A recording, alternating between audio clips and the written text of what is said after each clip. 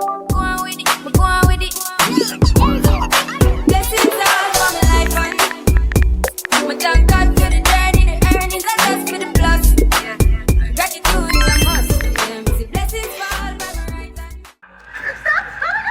Oh, baby. Hey. You okay?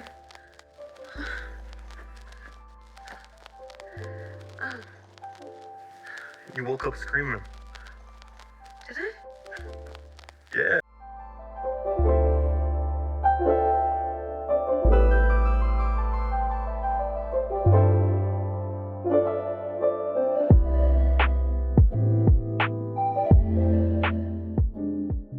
Hi guys, it's your favorite mystic, TheSirenSayz, and welcome back to my channel where I speak about movie, TV, and very soon to come books and everything that I like, dislike, and the good, the bad, the ugly, and everything all throughout and in between those frames of media. So we're back with Sistas, and I sound in high spirits, but this show is this show, bro. There is no disclaimers, all right? You literally just do whatever you want, say whatever you want. If you're too rude though, you're not gonna see that coming for long, is all I'm saying. But do whatever you want. I don't care. You disagree with me, I don't care. And it's not because I'm trying to be disrespectful. This show has just gotten to the point where I'm just like, okay. And at this point, it doesn't even matter like the good stuff that do happen, because sometimes they're just happening too late, some of them. And so it's just kind of like, yeah, okay. Like what happened between Aaron and Zach today, it was almost like too little too late, you know, too long in the making. So I was just like, okay, like I kind of wanted the scene to be over, which is, I know it's weird. I'll discuss it though. I'll get into it with you guys. But thank you guys so much for being here. Thank you guys so much for watching, liking, subscribing, all of that. I really appreciate you guys.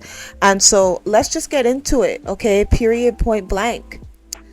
Let me just get into it. I'm gonna probably make a separate video about this, but there is something that's happening in this show, you know, the parts that don't bother me as much, even if they're annoying, just because in my personal opinion, right, you don't have to agree, I feel like there are parts of this show that to me are more in line with what the show should have been about. And this is not even me saying what I would like the show to be about or what I would like to happen. No, I'm just saying, like, with what we were presented as this show being, these scenes go more in line with the genre of this show. And I know that some people think this show is a soap opera, right? But to me, it's not like a full soap opera in terms of all the crazy stuff can happen. There'll be an episode where there's randomly aliens that everybody forgets because it's Halloween, and there's an episode where we find out magic is real, but you know, it's a Halloween episode, so nobody remembers. They go into testing in the FBI and they find Area 51. You know, like just like every crazy pseudoscience thing can happen in certain soap operas, and there's like 4 episodes in like 5 seasons that just don't make any sense, but it's a soap opera. So I'm not saying it's that crazy, but what I'm saying is like the mafia stuff has gone so, it's been so badly written and gotten so out of hand that it just sort of doesn't even seem like it belongs in this show. It seems like it belongs in his other shows, like the show that he made about Fatima's cousin fits more in line there, and The Oval, right? And even Ruthless, like, do all that crazy stuff there. It makes more sense there. There's a reason why I avoid all those shows except The Oval. You know, like it just doesn't appeal to me. I don't really feel like seeing that gang stuff. Like I stopped watching Empire and Power for a reason. That sort of storyline gets super monotonous very quickly, and writers, they find it difficult to make those storylines deep over a longer period of time, in my personal opinion. Not saying those type of stories are bad. No, not at all. It's just if I decide to watch Sistas instead of the Queen's Court, whatever her show name is, like there's a reason for that. I shouldn't be getting similar storylines, not exact, but like similar storylines in Sistas that I get in All the Queen's Men. I think that's what it's called, All the Queen's Men, right? Yeah, so I just want to talk about that for 5 seconds. So what I'm gonna do, if I can do that right now, I'm just gonna talk about the things that made more sense for the show and talk about my thoughts on them. Everything that has to do with Hayden makes sense for the show. Now, y'all can hate him if you want. I understand. I didn't like him at first either. But getting to see Andy spar with somebody at her job, that just makes more sense to me personally. It makes way more sense and I understand it better. Period. Okay, so even though Marie is an annoying character to me, her plot line makes sense. We get to see Andy, but we don't really get to see Andy because, you know, Andy just complains about Marie for 5 seconds, and then Fatima or some other paralegal does some research and she just hands it over to Marie. Like, we don't even actually get to see Andy be that girl. Whatever. You see what I'm talking about? Like, it's like they're giving us crumbs, but they're not making it connecting all, not making all the crumbs connect to make a little bread. You know what I mean? So I think that scene was funny. Hayden almost got but of course Marie's attracted to him, which I did think I mentioned the first time Marie saw him and brought him into the fold. I was like, oh, is she feeling Hayden? So that too makes sense in terms of, like, this is like a drama, so of course even the villains are gonna get some cool cat. I want to talk about Hayden for 5 seconds. I have always been really annoyed with just the thought that because it didn't work out between him and Fatima, like, you know, Fatima gave him some pity cool cat and she didn't like him, like he wasn't good enough for her. It just kind of gives that he's not good enough for anybody. Like, even hearing Tamara talk about almost as if she low-key prefers Gary's D to Hayden's D, insinuating that maybe his D is small and maybe she doesn't love him or whatever. I kind of like him messing around with Marie, not for the relationship aspect, but just, you know, because I'm just like, there's no way somebody as attractive as Hayden just don't got no, like, no woman he gets with will ever like him for that. Like, that's just kind of a weird thing to put in for me, especially considering that he's not unattractive. Soap opera type stuff tend to be very stereotypical, and so I felt like this storyline is needed, you know, and I'm intrigued to see where it's gonna go. Obviously Andy's gonna find out what's going on between him and Miss Marie, because every time he up to something, it's all over his face. He always look like, ooh, I got one up on you bees. So she about to find out about that, period. But yeah, I was kind of like, okay, because, you know, she's a cutthroat older woman, and it looks like she was very happy for, you know, whatever happened between her and Hayden, which means Hayden is not bad in bed. And I don't know, as somebody who likes Hayden as a villain, I appreciate it. Okay, I appreciate it. Yeah, so that is one slice of life, is what I'm going to call them. That's a slice of life section of the show that I appreciated, that fits the tone of the show more and makes more sense for the show and makes the show a lot more bearable to watch. Scenes with Hayden are slice of life approved. Now, scenes between Karen, Pam, and Trey, that is very slice of life approved, even though Karen annoys the crap out of me because it just makes sense. One of the girls works at a hair salon. There's drama at the hair salon. New guy comes in. He's all into Karen, but Karen tells him no. And so her little salon bestie wants to date him. Things seem to be going well. Karen is side-eyeing a little bit. Like, that's the type of drama I expect to see, right? Not Penelope faking her death. We're gonna get into that. Penelope faking her death or whatever, or Gary not saying that she's dead or disappeared or whatever. Like, too much. Just give me a stupid little love triangle between Pam, Karen, and Trey. And I know in the last episode I said I didn't want that, but I did say in the beginning of this video that these slice of life moments, I may not want them personally based on what I know about these characters, but they at least make sense for the show. I can separate those two things, right? So even though I don't really want to see Karen be mean towards Pam, because Pam did check in with her first and everything, I don't really care for that, but it makes more sense for this to be a central cause of drama than for us to be worrying about all the oval type stuff that's going on in this show. Alright, so things are going good with her and Trey, and they decided to show us that, you know, Trey feeling her. Trey thinking about what she said, thinking about her job, willing to help, give her some advice. It's really cute. It's really cute, actually. Now, a part of me is wondering if they're sort of letting Trey get with Pam so that Karen can, like, behave herself for once in her life. Let me stop. There have been moments where she has behaved herself, and I've given her 10s when she has, but right now she wilding out. For Karen to, like, behave herself and then work her way back to Aaron, I know it would be so convoluted. No, let me stop. It is not convoluted for Danny to get back with Preston or for Karen to get back with Aaron. It's not convoluted. This show just does not have the foresight to think that all the dumb stuff these women have done, they could possibly learn from them, I don't know, and realize what they were missing and come back to the men they were supposed to come back to with the better attitudes. Oh, who knew? Oh. But anyways, all I'm saying is maybe they're getting rid of Trey as a love interest to usher in her with Aaron or with somebody else, a new guy. We'll see what's going on with that. Another slice of life moment is Sabrina being upset with her friends and the whole thing with her, Pam, and Maurice working on the baby shower. Pam and Maurice catching a vibe, even though Maurice was being a fake B after the fact, makes sense for the show. Also, Pam and Maurice catching a vibe, to be expected. I wasn't shocked. I was just like, yeah, that makes sense.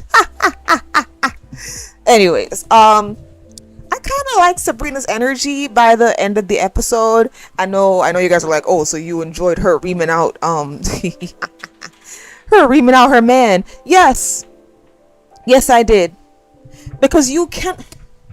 Yes, you do not have to be married to have children. You know, science doesn't work that way. You don't need a rock from the ground on your finger to stabilize childbirth. Like, you don't, okay? But you know what you want. You would prefer, I'm talking about her preference, not what she's doing right now. You would prefer to at least have a partner who you are in love with, who loves you, sans marriage, sans whatever, and a baby comes from that. You would prefer to have that. But right now, you are settling and disjointing yourself. Like, okay, Rich probably not gonna get married, and he definitely not gonna have no kids. I'm gonna just be with him or try to be with him, and then have a baby on the side that has other parentage. Okay. I mean, it's doable, but her breaking down on him, it's expected, and it's long overdue, sis. It's long overdue. Also, I don't need you to tell me, guys. I'm already catching that some of her irritability could be pregnancy hormones, pregnancy signalers, or whatever. People have been theorizing that Rich got her pregnant by accident. That's gonna be hilarious. Now, I feel sorry for him as somebody who also had a lot of younger siblings and does not want children. I feel the struggle, my dude. However, maybe you could have gotten a vasectomy. Told her you couldn't have sex with her for a few weeks, because you're not a horn dog, assumedly. Even though every time we see you with her, you're about to F. Anyways, maybe you should have wrapped yourself up a little better. I don't know. Because she ain't trying to trap you. And the fact that you keep insinuating it to her every 5 seconds is why she blew up on you today. And as I've said, her complaining about Rich and having these fertility issues, very slice of life. And I appreciate it for that reason completely. Oh my god, I forgot about another slice of life thing, but I hate them together, so whatever. Denny, Tony, and Deja, I think her name is. Let's just call her Majorette. So Majorette walks in, and you can immediately see that she's jealous of Danny. She's jealous that Danny gets to feel upon her man, and you can kind of see the parent trap in her eye. I'm sorry, guys. I'm just trying to be more positive, and I'm just laughing at this. So you can see in Majorette's eyes that she's trying to be twin Lindsay Lohan so bad. She's like, I'm a trap. That's why when Danny brought it up later, like, it feels like she's trying to get her family back. And Tony was just like, oh, you're jealous. I'm like, she's jealous, yeah, but she could be jealous and right, and obviously we have the foreknowledge this is a dramatic show, so even if it's not realistic, but it's the black community, it's kind of realistic. Even if it's not realistic, it's bound to happen just because of the way this show is.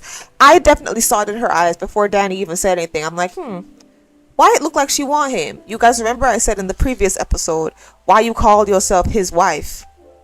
You saw her about to slap on the knob like corn on the cob. You're not his wife no more, ma'am, and Danny is not a mistress, unfortunately. Let me stop. I just don't like her with Tony. Anyways, so she's jealous. Majorette is jealous. Tony is oblivious because he's a himbo. A himbo that I cannot stand. New fear unlocked.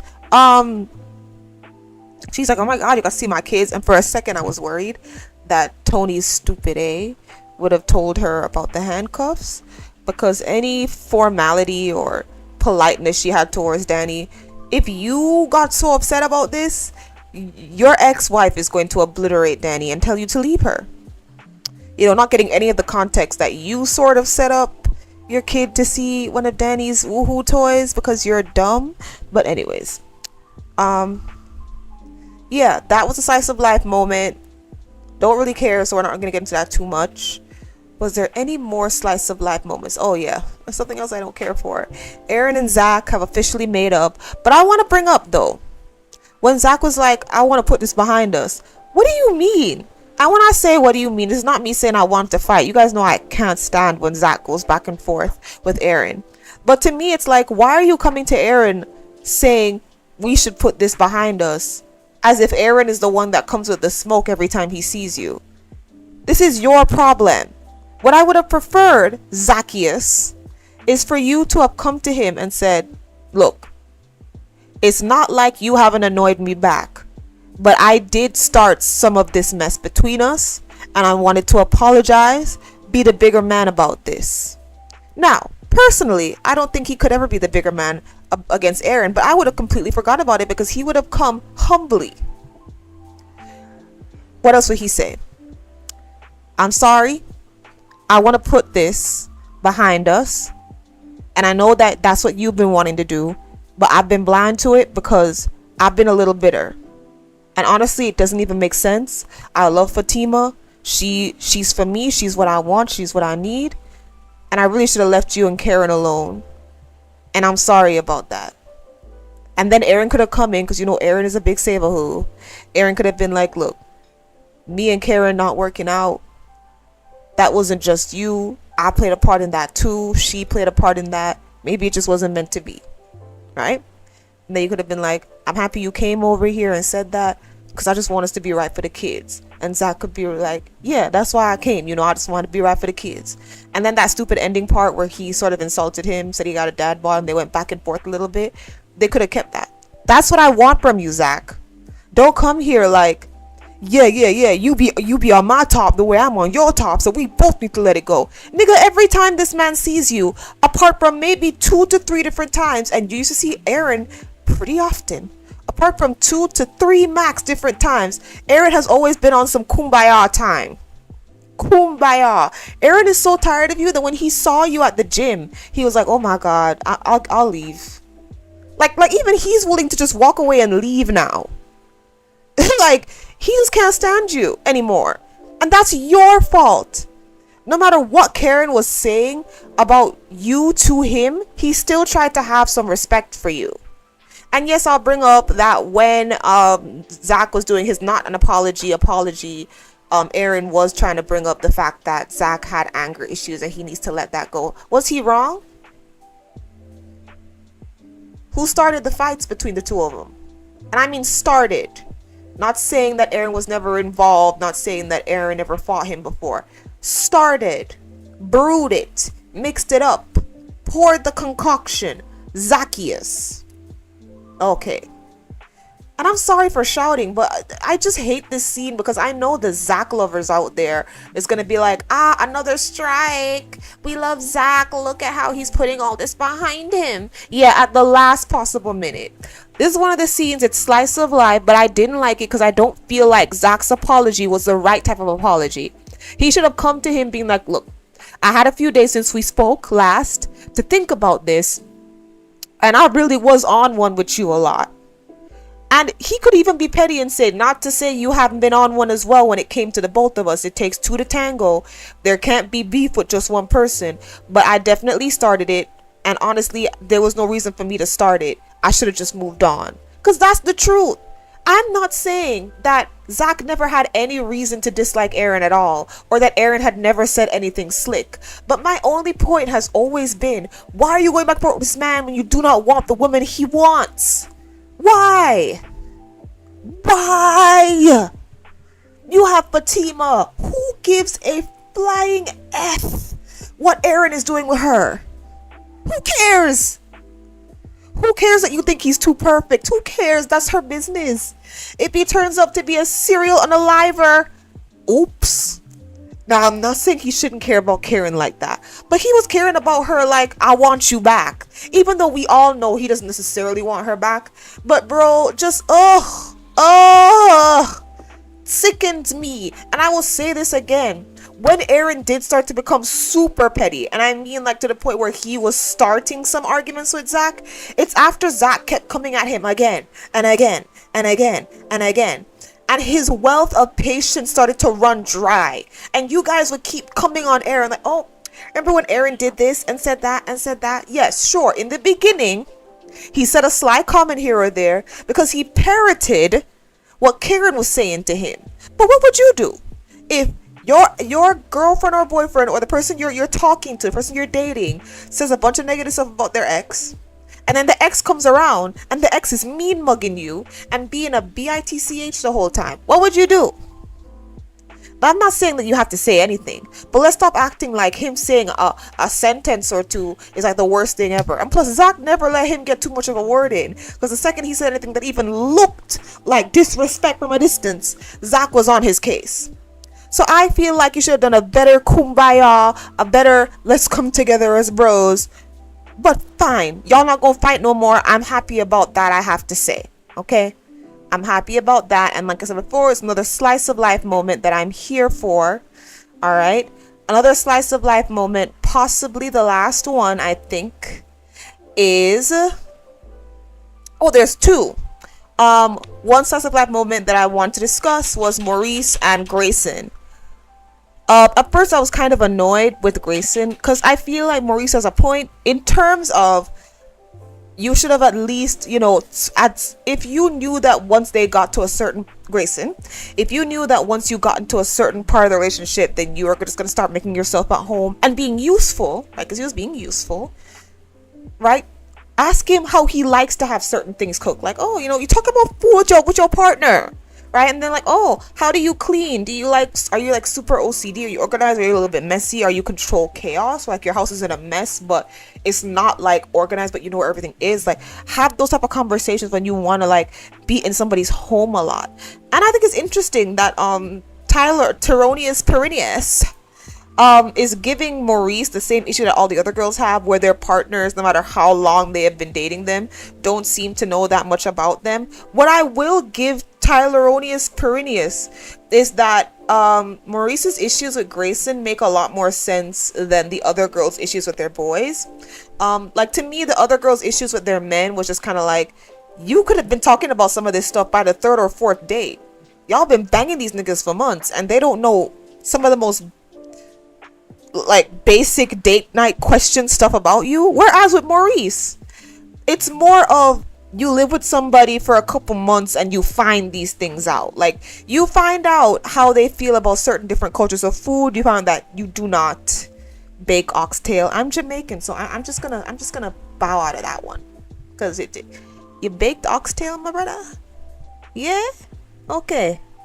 Anyways, also with the clothes thing, like you find out how people want their closets organized after living, not just dating, living with them for a few months. So I will say, even though this does kind of fall slightly in line with the Maurice and the girls don't tend to tell their partners what they should, I will say this is more in line with slice of life. This is more of an issue that makes sense to me, and him not knowing that also makes more sense to me as well as I talk about it more. I'm like, yeah, that kind of makes sense that he didn't know all that. So he was kind of pushing it, like, why are you walking up into my house doing all this and you do not know? But also, you'd have to live with somebody to know. You'd have to have the ups and downs of like, oh, you're living with somebody and you make big mistakes regarding these type of things, right? Part two, like the second to last one, but kind of an addendum. I like Maurice's friendship with the white guy at the bartender. I don't remember his name right now. Friendship is really good. He literally told Maurice everything he needed to hear, and which is why I was like, okay, yeah, maybe I'm not on Maurice's side the more they speak about it. But also, don't just belittle him by saying, oh, he cooked and cleaned. It's a little deeper than that. He cooked something in a way that Maurice probably wouldn't even eat, And then he messed up a system that Maurice has. And right now, with everything that Maurice has been through, he kind of needs things to stay a certain way to keep him calm. Which means, Maurice, you should have told him about Q. And maybe, if you told him about Q, he would have been more sensitive to not just act like you're a regular guy. But also, I'm Pusamon Grayson. You don't meet a nigga doing OnlyFans on the internet and assume that everything's alright up here. Common sense is a virtue. Anyways, so yeah, last slice of life thing that's going on here is two dumbleheads here trying to find a nanny.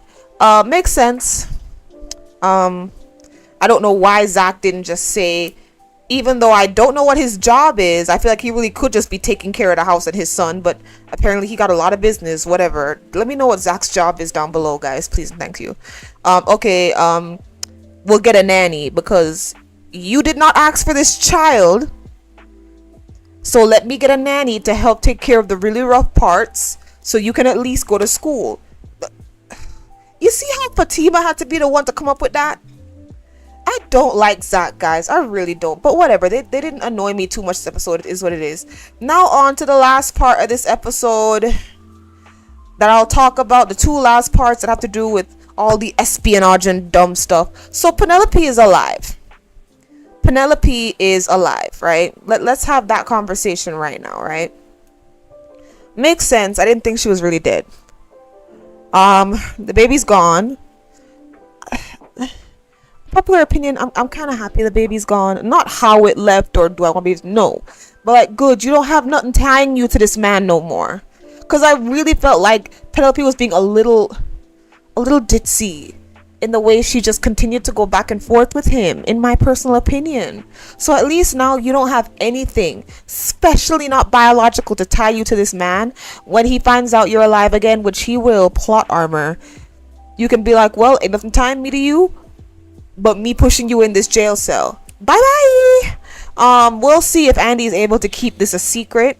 I knew I could trust the FBI, but you know how this show is. They make things that make sense not make sense. So like, you know, in a show like this, you should be able to trust the FBI. But they're trying to make it seem like, don't know if you can trust the FBI with her whole situation with Fatima. Like, please. We need something in this show to make sense, because barely anything does. Also, once again, let's get into the last section. Air Jordan and cow plant. That's what I call Gary's plant that he planted in Air Jordan's situation. So cow plant, once again, they have a lot of chemistry, and for 5 seconds, if this happens, timestamp, I said it here, okay? I'm not gonna say I said it first because I don't know what videos people have all made, but I was like, what if he makes Jordan cheat on Andy with the cow plant and realize that he's like bisexual or like gay or something? Because I feel like Tyler could do it, you know? I feel like Tyler could do a storyline like that. Do I want it to happen? I don't know. I don't know if I want it to happen. But I felt some vibes there, and I'm like, Tyler's got to be seeing these vibes and cooking up some highfalutin story. Sorry, the writers, because it's not just Tyler anymore. Anyways, Cowplant is so obvious with everything he does. It just makes the show so laughable. So he poisons him, and the nigga faints out. And then he wakes up the next day, not sure what he did. He could have put him in any type of precarious situation. So we don't know what's gonna happen. We don't know. Like, he's gonna be accused of something else now, and we gonna see. All right, we just gonna see at this point. Also, in the preview to the next episode, Gary pulls up on Andy, which is just hilarious. I wonder if he gonna like scratch his crotch a little bit when he see her. Also, one thing that did give me joy is Sabrina trying to take a break from Rich.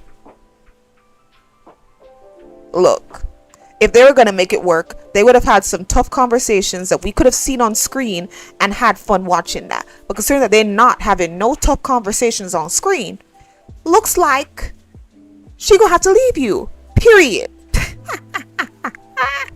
Now, I know I sound a little bit more upbeat and jovial toward the beginning and the end of this, but hey, you gotta find fun where you gotta, alright? Let me know what you guys think about this down below.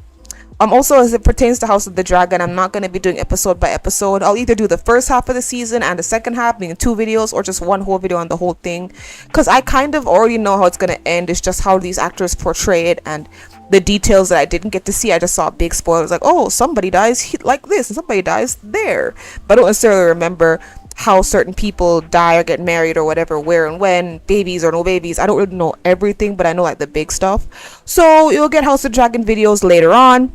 In any case, thank you guys so much for watching, and let me know what you think down below. Goodbye, my sires. Sue.